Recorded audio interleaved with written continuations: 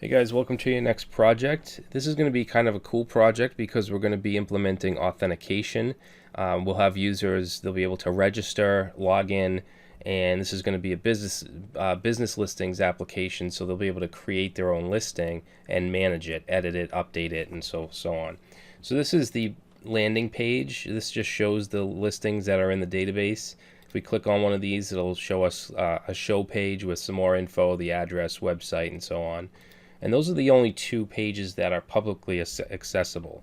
All right, so you could register as a user. I already have an account, so I'm just going to log in here. Okay, once we log in, it takes us to our dashboard. Notice that only my listings will show here. Okay, so we have Traversy Media, so I can edit that if I want to.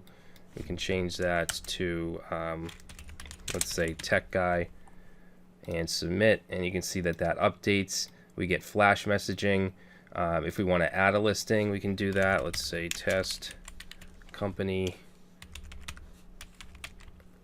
email, we'll say test@test.com, phone number, and address, we'll say 54 Main Street, Boston, Mass, and this is a test. Okay, submit it.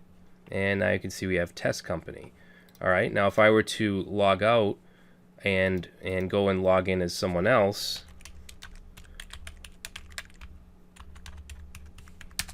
you can see that only John Doe's listings are going to show here, and only he can edit these and so on.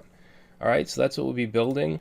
And this project is going to give you the knowledge to create an authentication system. So even for future projects that we do, if there's not authentication, you'll know what to do to implement that in that application. All right, so that's it. Hopefully you guys enjoy it, and I'll see you in the next video.